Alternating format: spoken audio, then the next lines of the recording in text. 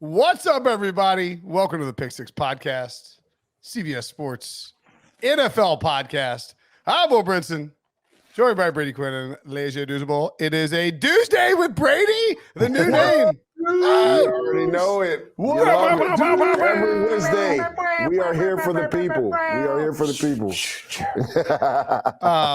I'm gonna have to clip that of you, Brady, and show it to my 9-year-old son Robbie. Loves the dab. He loves the dab. Dabbing. It's like he's actually developed a new one where he dips like you do normally. You dip and you dab, but he swings up to try to nut shot me. It's a very clever little move. Yeah. Wow. Yeah. And he's on. It's a problem. He's gotten good at it. He's on the search for Good at it. He's trying. So the first time he ever he's walking around nut-shotting kids on like at playgrounds. That's tough. Unbelievable. That is very tough. Just dad. Oh, okay. Just dad. Yeah. I thought. Okay, hey, Will, he got good somewhere. All right. It probably wasn't on the playground. It probably wasn't just on dad. So. Right. Well, so the first time, I think it was YouTube. The first time it was like he was in first grade. He's in third grade now, but he comes home from school one day. He's like, hey, buddy, how was your day? He goes, great, Dad. Boom. And I was like, and I dropped to the ground, and I was like, I had no idea it was coming. I was like literally crying and like rolling around, like crying and complaining about it. And so like now every attempt that he makes to get me again with the nut shots is he's like, was that better than the first one? I'm like, no, dude, nothing will ever beat that first one. Are you gonna bring back wearing a cup? I feel like no one. You might need to. You might need to. You just wake up, throw on a big old cup. What do you say, Brady? Protect yourself at all times. Yes. Yeah. Actually, I might buy a cup just to so he hits it. I'd be like, you know what, buddy? I'm thinking you get a free shot today. And he just all of a sudden he's like his knuckles are hurting. He doesn't know if he should ever do it again. And basically he'll feel like he's a Browns fan. So you should make it a metal one or a steel one like the Super Troopers. Yeah, good call. Where they shoot him with the gun. Yeah. The schnozberries taste like schnozberries, Brady. That's right. What a great movie. So Monday night, not to dogpile on the Browns fans, but man, we're gonna talk some Browns and just like how. They beat the living crap out of the Bengals in week 1, and people got in my menchies yelling about how I said that the Browns were going to go 7-10. I'm an idiot. Like, this is why you're stupid, Brinson. The Browns are so good. Browns are perfect. Browns are amazing. They're going to win the Super Bowl. I didn't say anything, because it's a long season. It's 1 week. And I feel like Jets fans did that to me last year. Yep. I don't know. That was kind of how it worked out. It's like yeah. You've only been suffering for like 50 years. You should totally overreact to one game and peacock. Of course, that's what it's all about. Like NC State fans, we said we beat UConn. It's like, guess who's back? It's like you weren't here. Shut up. Sit down. Saying that to myself, obviously, but it just sucked because. Not because Deshaun Watson wasn't very good, but the Nick Chubb injury, man. Nick Chubb is probably I have I don't know about you guys, but I pick aesthetically pleasing players to me that I root for, like AJ Brown, his aesthetic is just being a grown ass man who destroys people and runs through the secondary like a bull through a china shop. Nick Chubb is one of those guys. Just I find him very aesthetically pleasing. A little weird, but how's it weird? What are you talking about right now? Talking about this man's physique? No. Shirt off? No, not like how he. No. I find the way that Nick Chubb runs the football to be incredibly aesthetically pleasing. Look, I'll say this to get He's off done of for the the year. subject of what we're talking about. I don't know how you felt, dudes. I feel like he's arguably the best running back, like a top 20 player in the NFL. Correct. That we don't give enough attention to. It's crazy. How consistent, how good he is. Because of the running back position, but also I just think maybe even because he's on Cleveland, he doesn't get the type of appreciation. But it's a huge loss in one sense. Although, of course, they find themselves then to land on Kareem Hunt, who's a nice compliment to what they have in Jerome Ford, who did a good job in this game. And there'll be a nice 1-2 punch moving forward. But just a devastating injury.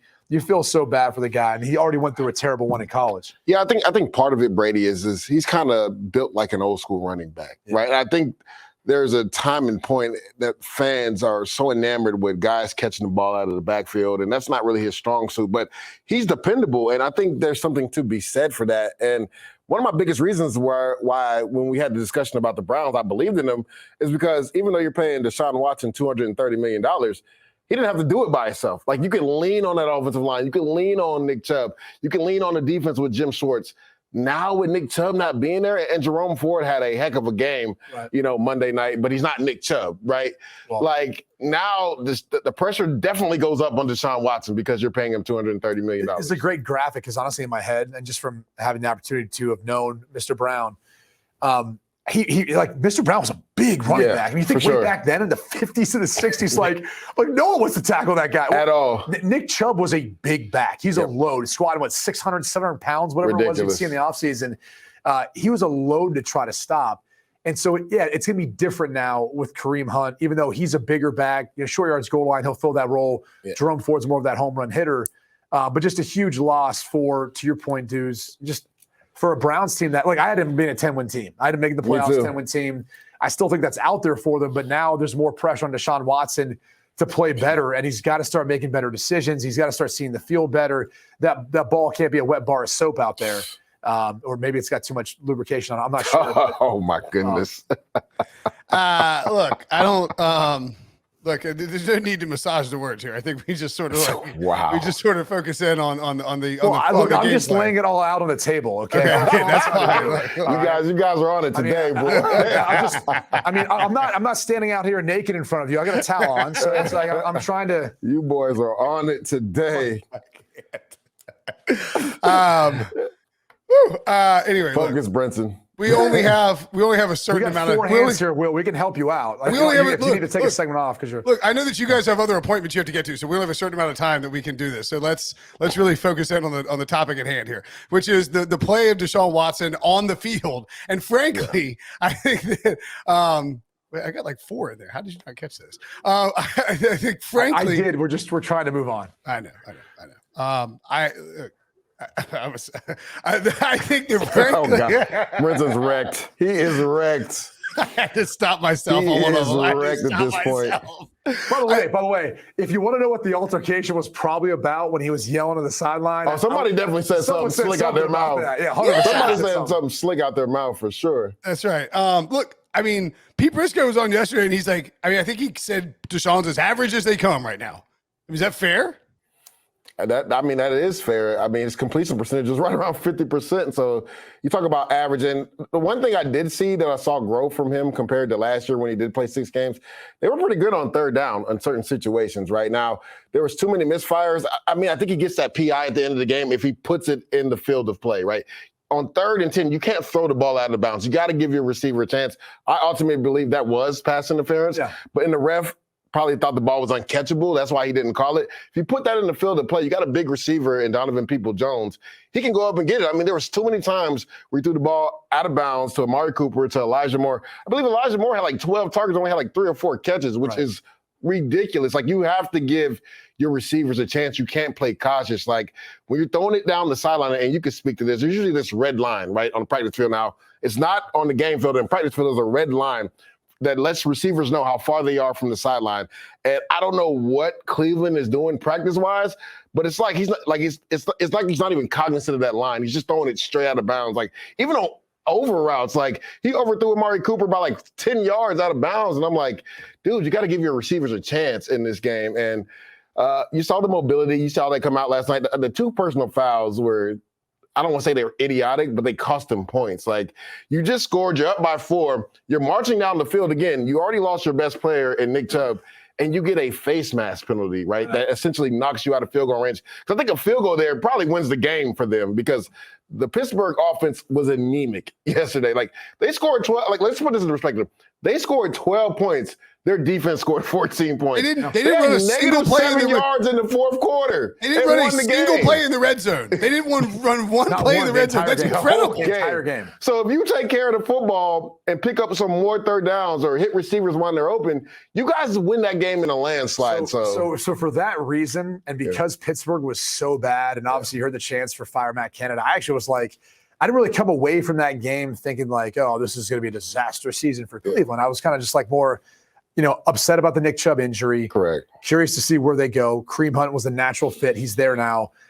This is a 1-on-1 football team. They have the opportunity to kind of climb back in a competitive AFC North division, but Pittsburgh was so bad offensively god-awful that I honestly came away with it kind of thinking like, I'm not as concerned. I'm not as like frustrated or going to make as big of a deal about this. By the way, check out this passing chart from Next Gen Stats. They rarely track balls that actually go out of bounds. So like this isn't like showing you like how far out of bounds they went, but look at the sidelines there. They are littered with incomplete passes. Littered like, with give your receiver a chance, man. Crazy, dude. That looks like Grandpa Brinson at the shooting range after he's had a few cocktails. Whoa. Look out for those little guys, huh? Hey. That looks like me at the shooting range. Bob Brinson's a hell of a shot and a hell of a model American. Bob's a killer shot. That's Brinson going after he's had a couple toughies. Right. Look, the reality is we're hammering Deshaun Watson. Last year we saw the struggles initially. I would have thought he would have been a little further along to start the season. We're seeing a lot of quarterbacks early on this season struggle though, right? Like Kansas City didn't look the same. Week 1 looked a little better. Week 2 versus Jacksonville helps getting Kelsey back. Burrow doesn't look healthy with his calf. Up and down performance from Josh Allen looked terrible week 1. Better week 2, obviously lit it up. It's just that time of year. So I'm not going to overreact. I still think this is a 10-win football team because of their defense, because they've got the ability with the combination of Hunt and Ford in the backfield with that offensive line. But I do think you got to see him eventually take over that star role on this team to ultimately appease the decision makers in Cleveland. But we can say whatever we want about Deshaun Watson. They're not moving on from him, not for a couple years. Like with this contract, they're not moving on. So to me, the biggest storyline on a Monday night wasn't Cleveland's offense. It was Pittsburgh. And then what happens with them moving forward? Yeah. I mean, what I think it's sort of interesting. And by the way, the Kareem Hunt deal, 1 year, $4 million. I'm curious what you guys think just from I sort of struggled. So I had I know this is not a fantasy show. I know nobody cares about my fantasy team, but I'm just curious what you guys sort of think the carry split will be with Jerome Ford and Kareem Hunt. Like, do we think, are they just gonna be like, all right, Kareem Hunt's here. They sort of made this the guy decision. didn't do training camp. He's missed the first 2 weeks of the season. And Jerome Ford, to your point, Brady, he's a home run threat. We saw that, right? He bounces to the right, nothing's there. Cuts back left, goes for 60 and almost takes it all the way to the house. That's the type of home run threat he is. So honestly, in the beginning, when Kareem Hunt is just getting there, I could see him getting 60 to 70% of the carries.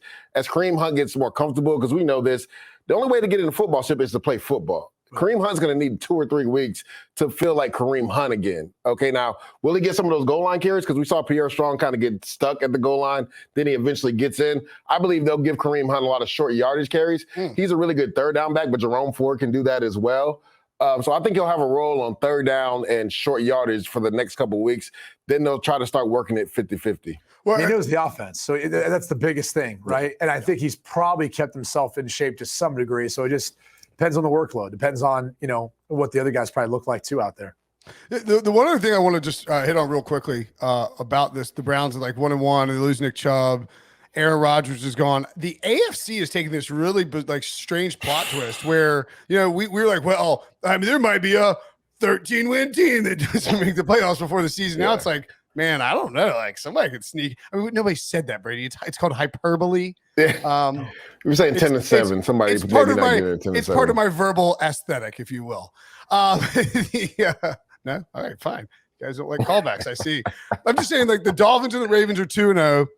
The Jets are probably dead. The Bills are 1-1. The Chiefs are 1-1. Goodness gracious. The Bengals are 0-2. They're waxing your team after 2 weeks. I know. They're a 1-1 football. As if Dallas doesn't have the best defensive football right now. Do you want to? I can look at their odds to make the playoffs if you want.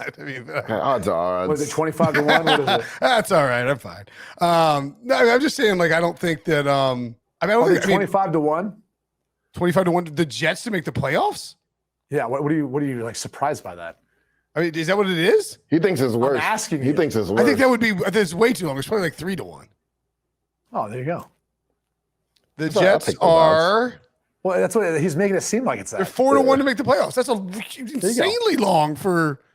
It's it's insanely long for a team after 2 weeks. Well, I have this question, right? Because we talked about how the AFC is a gauntlet. Is it really a gauntlet with the injuries? And the top 3 teams in the NFC, are they better than the top teams in the AFC? Say it, Will. Say it, Will. Say what you want to say. The NFC is better than the AFC. What? You're dropping that on Pick 6 Pod? The NFC's undefeated against the AFC too. They are so far. It's early in the season, though. The NFC is, I think, is top heavy. Yeah, I think besides the top 3 teams. San Francisco, Philly, Dallas right now. Correct. You're getting the benefit of the doubt. Outside of that, I mean, come on, son. He likes that 2-0 Buccaneers start. Yeah. The Rams, that Saints 2-0 start. The Rams look really good, I think. Anyway, all right, whatever. You guys. How about this? The NFC South has 3 teams undefeated. I know. Who would ever thunk that? The dirty South. And Bryce Young dealing with an ankle injury, did not practice on Wednesday, just as a note to throw in there. All right, we're going to take a break. And when we come back, speaking of possible playoff teams, 2-0 teams. Are we in or out on 2-0 teams, 0-2 teams? Russell Wilson's wristband and Justin Fields back in the bus over the entire coaching staff. But first, We don't get a try run, we only get one life. So enjoy the ride. Just live your life, one day at a time. And enjoy the ride. in or out? Which 0-2 teams are you in on making the playoffs, Brady? Bengals, come on. Really? Burrow plays this week. He's got a bad calf, but I think he'll be fine. The Bengals are the team that I think it has more to do with maybe trying to game plan around his injury. He doesn't look as mobile, can't move very well. Obviously, the Browns week 1 got after his butt. Man. But even last week versus Baltimore, like he just doesn't seem to have that suddenness. And he really has excelled with pocket movement, getting a few first downs here and there. And I think because he's getting the ball out of his hands so quick, they're not allowed to, they're not having many big plays. Yeah. So, like as he gets healthier, I think as they game plan and he gets, better around it, I think they're a team that's still going to make the playoffs. And the crazy thing is, Jamar Chase spoke about that, right? He was like, we need to take more shots down the field. The thing is, can they hold up in protection and do that? It's supposed to be the best line he's had. Supposed to be, right? But we saw what happened in week 1. And then another thing that people aren't talking about in regards to the Bengals, Lou Anarumo on his defense, it is not the same. Like when you lose both of your starting safeties and both of those guys have been balling on their other teams right now, I don't think that was talked about enough for this Bengals team. Like the consistency they had at the safety position, it hasn't been there this year. Even when they go dime, right? We saw, Lamar Jackson throw an absolute dime to Nelson Aguilar on a slot fade. Like before last year, those DBs were literally in the hip pockets of receivers. Well, they haven't been able to. Last year, we didn't have an offensive coordinator to let Lamar Jackson do that. Todd Huggins now, that is true. But this Bengals defense has not been as dominant as they were last year. Yeah, I mean, I don't know about the Bengals, man. I mean, we both said they weren't going to make the playoffs, though. Remember when we originally did the thing? Oh, not me. I said I did. Super Bowl. Was it the Bills that you said it wasn't going to make it? No, I said Bills would make it. It was one of the two because I agreed with you. I was like, I think the Bengals weren't going to make the playoffs this year. No, I said Steelers would.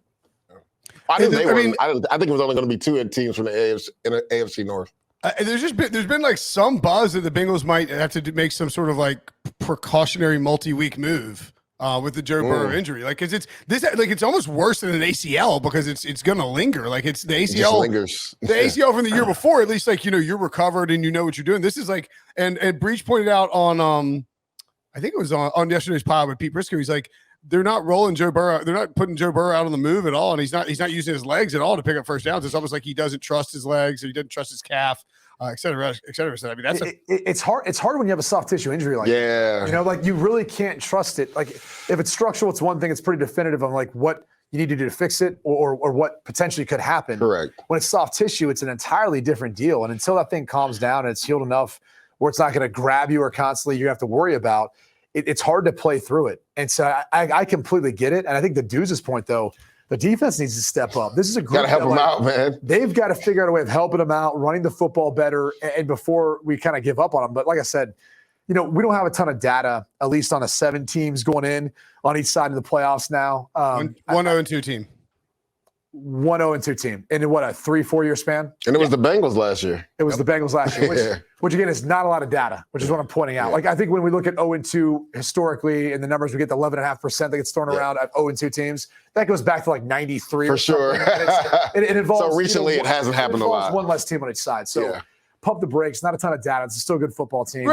They'll figure it out. But it's really, really unlikely that like 2 of the Chargers, Bengals, and Patriots and Vikings, I guess, the Patriots didn't make the playoffs last year, but the other 3 did. 3 of those 4 teams are not getting in the playoffs. I actually think, 3 of them probably not getting in. Yeah, I mean, more than likely 4, but I actually think the Patriots have a decent look the next 4 weeks.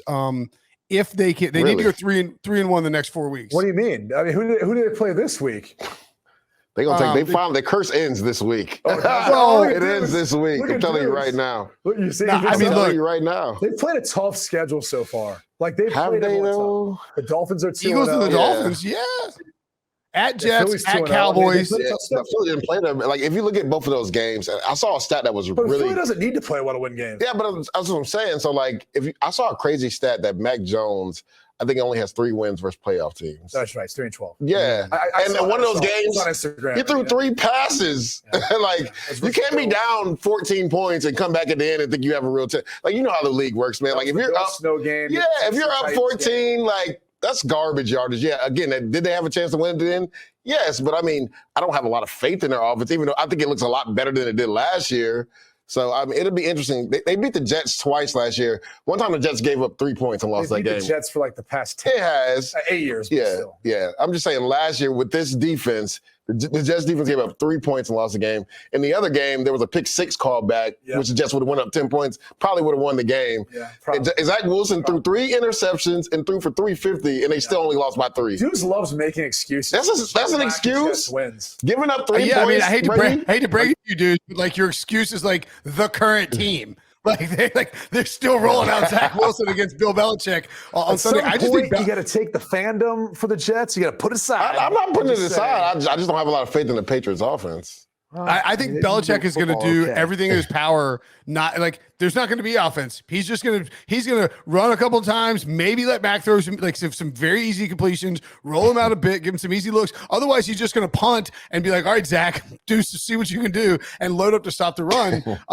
If they go 3-1, he's going to take away everything. Unleash quite possibly the greatest thing I've seen yet this season. And that's Brennan Schooler sprinting from the sideline. That was the talk of that game. That was the talk of that game. Why haven't we done this in the past? Why has no one's like? I know it's taken 100 years to figure that out. What the hell? Like, literally, we're like, wait, how do we get a guy in a running start to figure this out? Oh, let's just get one of our fastest special teamers. And by the way, it affected Sanders' next kick because he yanked it left. I mean, that guy feels him coming from that side when he's lining up as a right-footed kicker. They moved him up and then they stopped. Genius. Yeah, I was talking to Lawrence Tynes, who kicked a long time in the league, and he was like, that second kick, he can't see them, but it doesn't mean he doesn't feel him. No, he doesn't. It doesn't mean he doesn't feel him as far as the timing of when he can come and block the kick. So, I mean, kudos to, the Patriots always pull something out of the hat. Like, I was wondering why he was standing out there, and then I see him just motion in and take off, and I'm like, yo, that's the smartest thing I ever seen. I was like, what? Because remember, it used to be the jump over the center thing, which we don't need to do that. Can't do that anymore. So, it's the slick Billy Willie.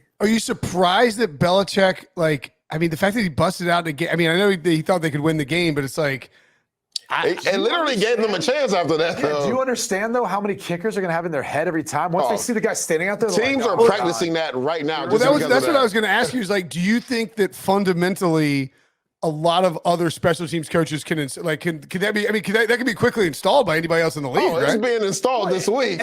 and think about this: you obviously can't overload too much, but you can scheme up the way you disperse your players to where you're putting a bunch of rushers on the other side, so you overload that other edge from a static start, and then you put him over there and a running start, and you're like, well, where do I want to devote my attention now? Because, that wing is obviously concerned about just being able to get out there fast enough from a guy with a running start.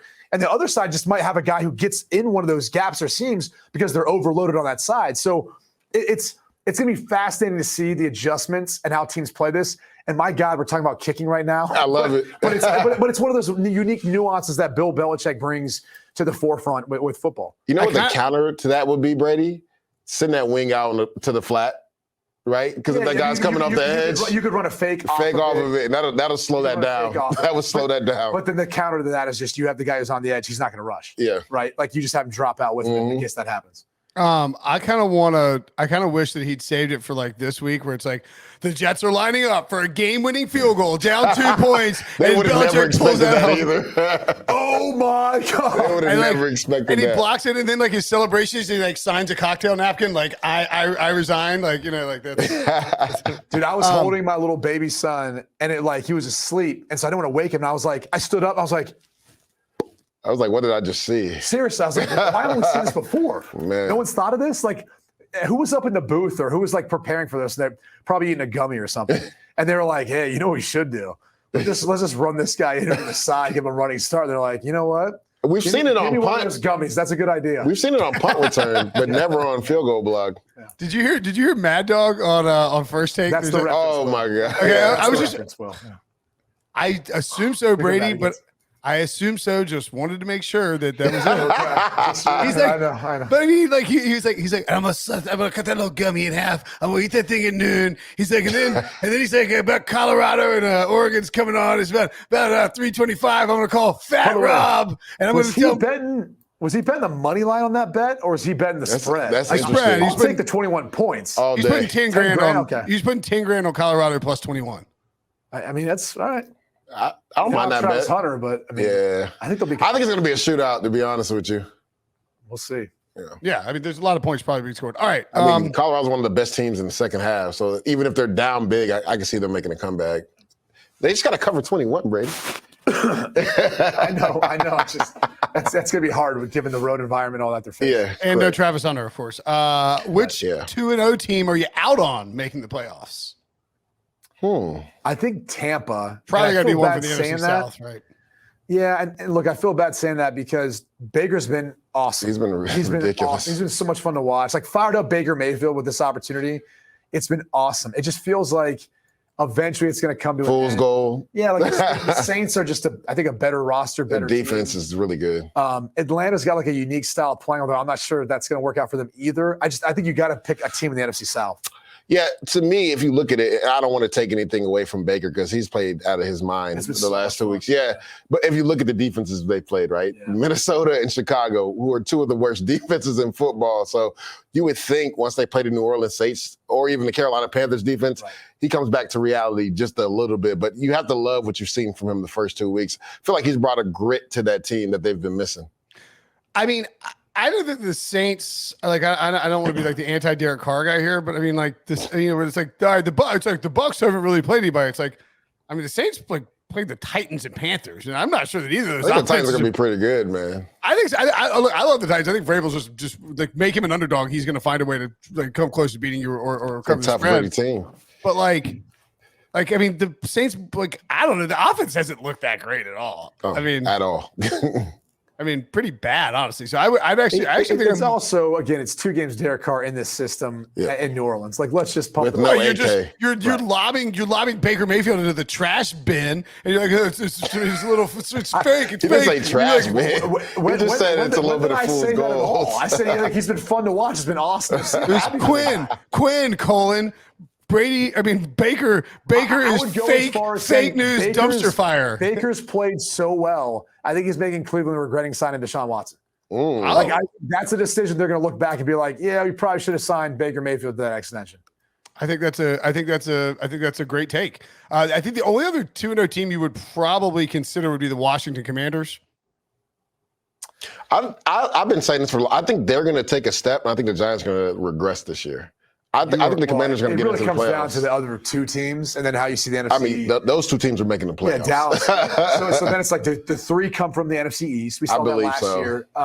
And does anyone else want to pitch in this party? Because Seattle clearly doesn't look like they're going to be on the same path they were I think last they're year. going to make the playoffs. The Lions don't look as good as what we thought they were going to be. I mean, their defense struggled last year, still struggling this year. And no Gardner Johnson now for the rest of the year. I don't know that you're going to get more than 1 from the NFC North, the way that division looks so far. You still think Minnesota's going to win the division? I'd like to have some faith because they're the only 2 team I didn't say I believe in. But now you're in that death match, right, between them and the Chargers this week. You're like, all right, no one can afford to go. One of those teams aren't making the playoffs for sure after But this you week. have to admit, Brandon Staley, like his seat's so hot he can't sit down. So they can't. If they lose this, you have to think that like they might fire him that's before coming. the season ends. Yeah. Yeah, and then Well, Lincoln I Riley mean, might be the head you coach heard him before. snap at the reporter, right? Yeah. I mean, That lets you know he knows the seat is hot. Exactly. This guy's like a normal, calm, cool demeanor, and he's like, "Is the Jacksonville Brandon? Do you think the Jacksonville game is lingering for the year?" He's like, "I'll tell you what, this is not lingering." It's like, bro. Well, to that point, Brinson, right? This is a defensive-minded coach. Yeah. That's your strong suit. And It's the they suck. defense that has sucked. The Yeah. last 4 losses, they've scored 29 points. Brady, when you score 29 points, you're not supposed to lose a football game. So, like, the defense has been awful, and they have stars on that side of the ball. So, is it the scheme? Because people forget. I think he's taking over the play calling, right? Rolando Hill left, and he went back with Vic Fangio. Now he's in Miami. I think that loss wasn't talked about enough in that Miami game because it was kind of like their game plan together that slowed down Miami. Ronaldo isn't there anymore. When is the secondaries coach? I think he's still writing on the wall, most likely. So it's fascinating to see a roster with that much talent somehow continue to underachieve. And the only crazier thing, dudes, is the fact that with Justin Herbert, who, you might make the case, I don't know, maybe you compare him versus a guy like Phillip Rivers, maybe he has more talent, maybe he doesn't. Yeah. Will pick the Chargers constantly to win Super Bowls just because Phillip Rivers. I picked them to go to the playoffs this year. And I would actually say this team's got more talent than they've ever had. Now, granted, they had LT. 06 was better. I would say their stars, their top line guys were, but frontline guys. I'm definitely. saying first string both sides, more Pro Bowl caliber players. They have I think they have 9 first-round picks, including Khalil Mack, who they obviously traded for from another team. So and that's my point is 06, okay, great team, but top end guys, right? You had those kind of Hall of Famers like Phillip Rivers, LT, like Antonio Gates that type. Yeah. I'm saying this roster top to bottom is as good as it's been in I don't know how long. Maybe ever. Yeah.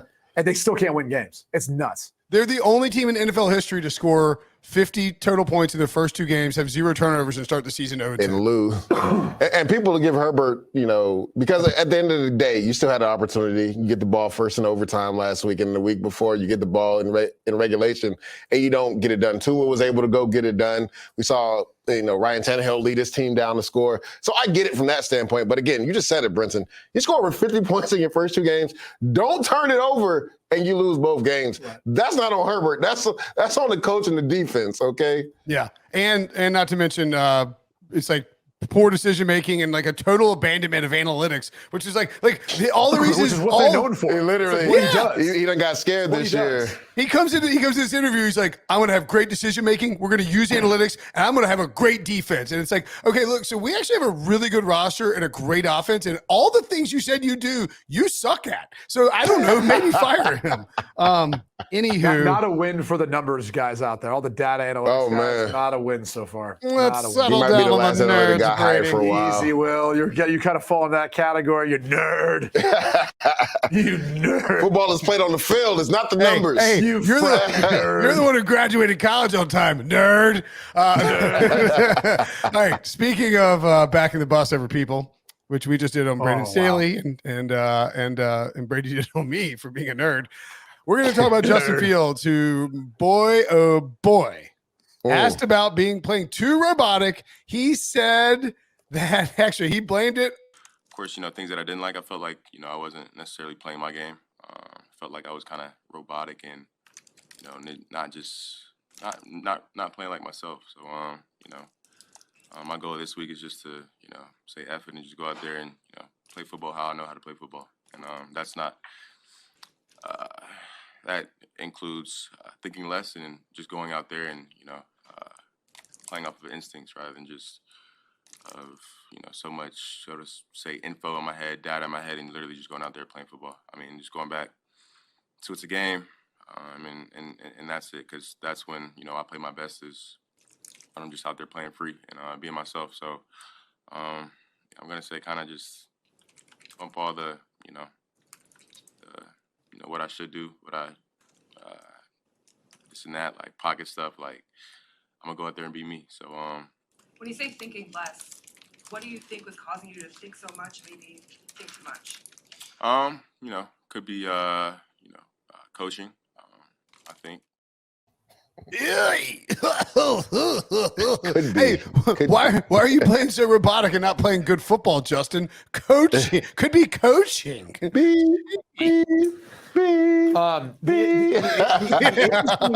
thing about this dynamic is, you got to wonder. Clearly, he feels the pressure of the situation. This is a big year for him from a contractual standpoint, all that.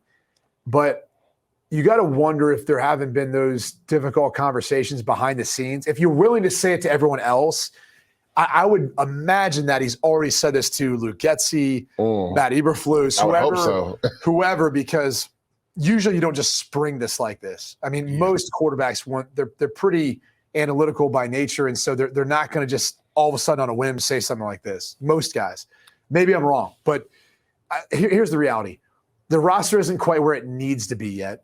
And so I think it was always going to be an uphill battle for them to be really competitive this year anyway. I do think that, and dudes, you brought this up earlier, like they're just not giving him a game plan that really plays to his strengths. They're trying to make him something that he's not like there yet. And so I think that's what makes it difficult is he isn't playing like fast. He's not out there just making decisive decisions. It seems like he's out there still trying to kind of think through what they're asking him to do. And so whether it's making him part of the quarterback run game and part of that more and playing to the strengths there, simplifying some of the stuff they're asked to do, whatever the case is, they've got better personnel now, so they can win with some of that. They don't have to make things complicated. And look, unless you're in that room, you don't really know. Yeah. So I will mention that caveat, but I do feel like watching their offense right now, it's just like pulling teeth at times. And I think now is one of those times in the NFL where when you watch Miami, when you watch Kansas City, you could sit there and say, well, with Tua and Patrick Mahomes, those guys are like, great quarterbacks. Well, you put Justin Fields with those guys too, those play callers. I promise you this, they're going to come up with some creative play designs. I don't see that as much from Chicago. Yeah. Well, and I would just say too, dudes, that like the thing about that, the play calling that you guys are talking about, they didn't do this last year. They started off the season trying to do this same sort of offense. He ran 11, 8, 7, 8. And then they were like, oh, crap, we're not very good. Let's run him. And they put their left tackle on IR. Like, at what point does Luke Getsy either he's gone or he starts to use more design quarterback runs, dudes? This is the thing that's crazy. Me and Brady were talking about this before we started the show. It was like, to your point, Will, this is literally what they did the first 4 weeks of the season. It was like almost that Luke Getsy was trying to sabotage Justin Fields. And I get it. He's not your draft pick. And you had in your mind what you wanted this offense to look like. But Brady, you know this. You have to call plays to adjust to your quarterback, not make your quarterback fit into an offense. And it's crazy how they've tried to make him a prototypical quarterback. It kind of reminds me of what Alabama was dealing with Tommy Rees and Jalen Milroe. But if anything, Justin Fields went through that before Milroe went through it because he went through it last year. So the lack of design quarterback runs when you have one of the most elite athletes at the quarterback position makes absolutely no sense. And Brady, you could talk about this schematically. Like when you turn on the film, like where's the spacing in the route concept? So that's what I think is most apparent is when you're watching other tape and when you're talking about play calling, you want to see guys be able to design plays to create space. Yes. Create openings or stress the defense. I mentioned Miami.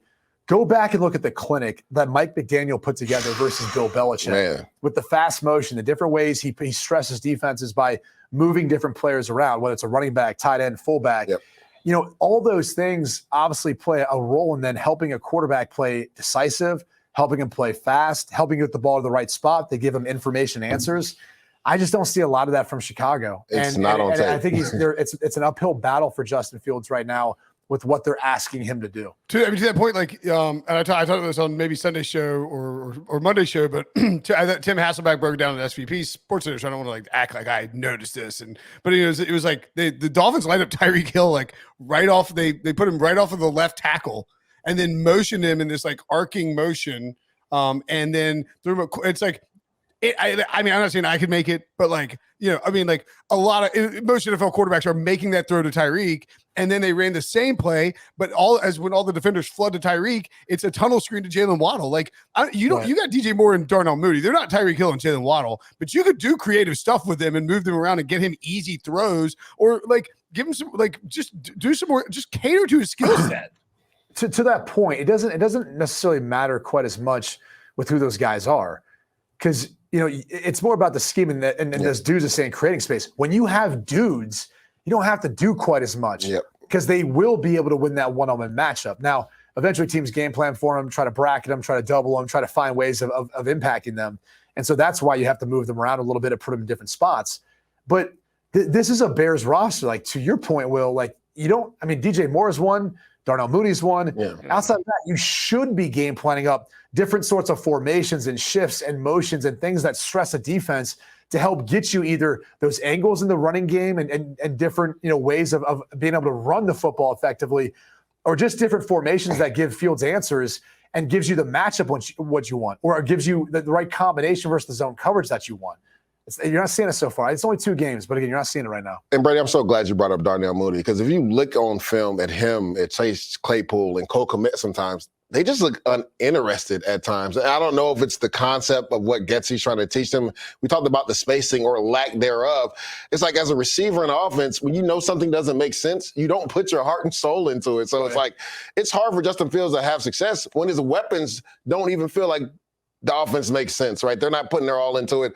You see Chase Claypool miss blocks. You saw him get another pivotal penalty that pushed him back deep, backed up on a screenplay where he blocked early. It's just like, I don't think the receivers get what's going on. And if you're, Eberflus at some point, Justin Fields is going to be there for the rest of this year. You might not be there next year if you don't make a change at the offensive coordinator position. Worth noting too, by the way, they traded away what would end up being the 32nd overall pick for Chase Claypool. That's been a disaster.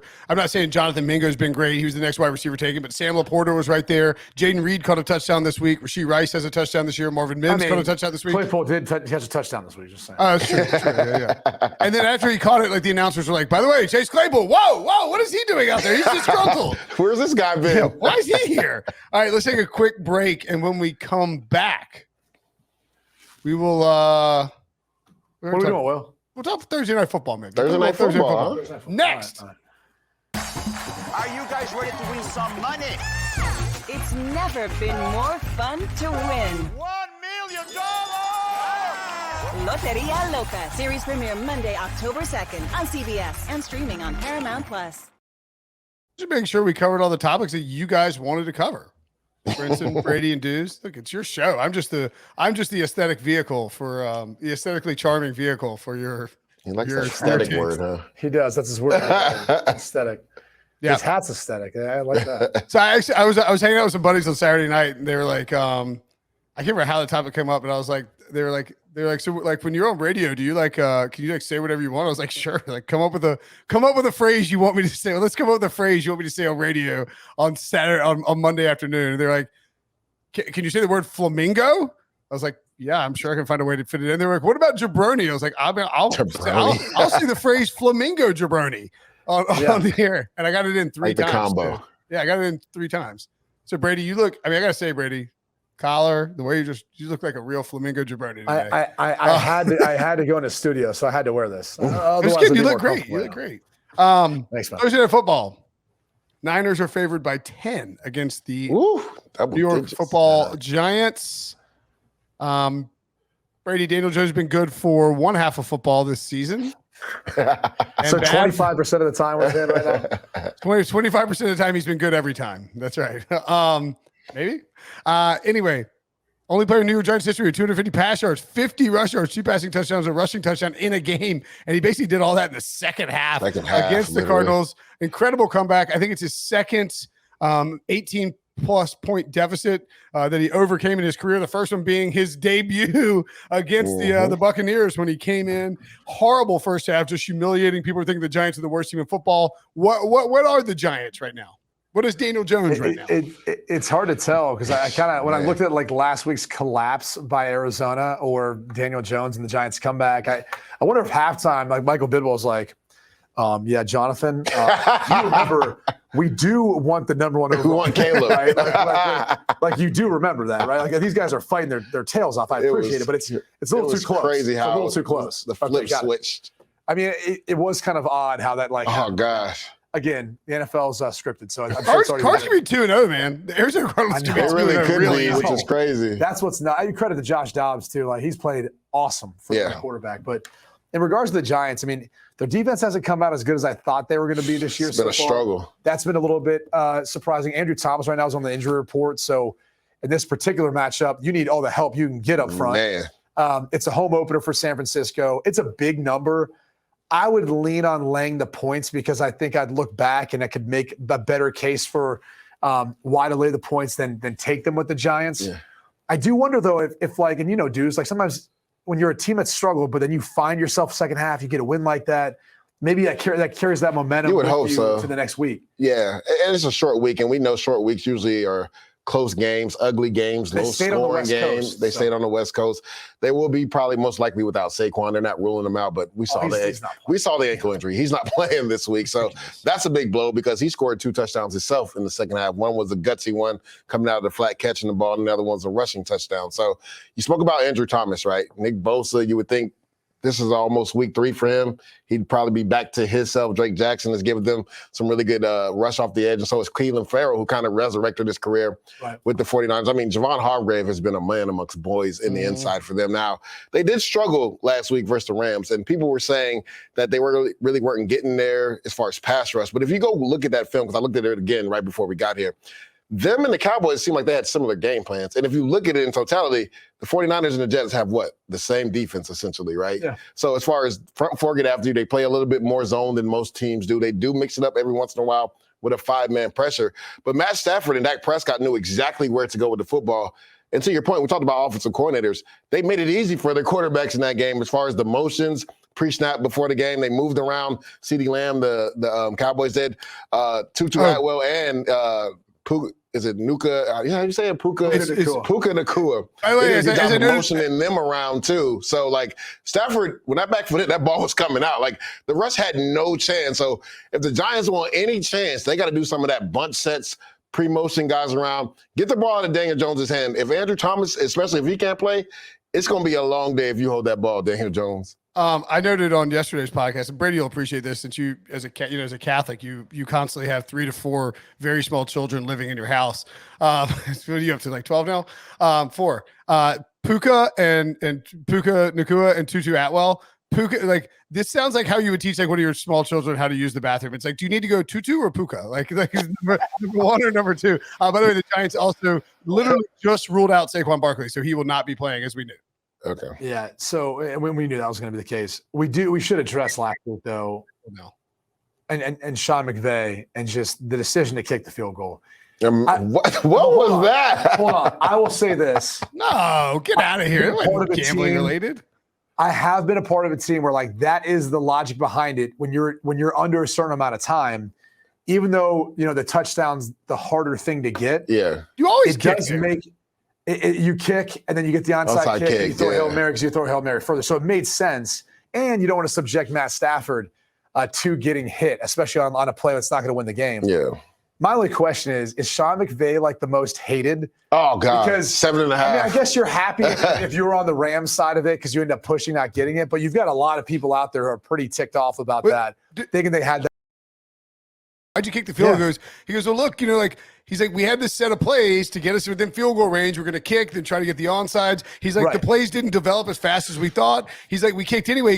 He goes, although Artis, and he's talking about his PR guy with the Rams, he's like, Artis tells me that everyone in Vegas is really, really upset with me. He's like, but obviously I don't pay attention to, like, nobody's, and somebody, Mike Lombardi, and I don't know how much I put stock, like, he's like, I bet one of the analytics guys was in McVay's ear saying, you need to get more points for the tiebreaker at the end of the year. That seems less likely than, I mean, that'd be really impressive if that was the case. Well, I haven't thought about that. No, but I said, like, his rationale for it makes all the sense in the way they explained it. Now he's had a little time too to come out and think about how he wants to address it. Exactly. So that is a little time. They would have caught him on the field on the way out. So like, hey, how are we going to handle this? By the way, he should have been wearing like a new gold chain or something. He's like, what? Like, I don't know. We just wanted to lose by 7. Well, I don't know. Is there a problem here? I just want to make it known that was the difference between me beating Pete this week instead of tying him after an awful week in picks. That would have been the difference between me beating Pete. So it's a little frustrating for me personally. Anytime you have to be tied with Pete Prisco. That's tough. How'd you do? So you went 7 and 5 and 8 or something? Yeah. Dude, I was 4-1 after the first 5, and then I didn't look at another game the rest of the time as far as like the 4 o'clock games killed you. And then all the 4 o'clock games killed me. Like, I didn't pay attention. I was like, oh, it's hot week. No big deal. Cash this one in. Hit all the overs because it was an over week 2 NFL season. Yeah. This week now it's a little more dicey. We'll get back to that 50-50 spread of the over-unders. But last week it was under all week 1, over all week 2. Now we're back to normalcy in the world of betting in the NFL. Well, and I think, I'm curious to know if that's like a thing where, anyway, we can talk about this later. But what's your predictions for, I think the 49ers stomp the Giants. This just is a bad matchup for the Giants, in my opinion. Dude's like, what do you think, real quickly? Because Brady, do you need to?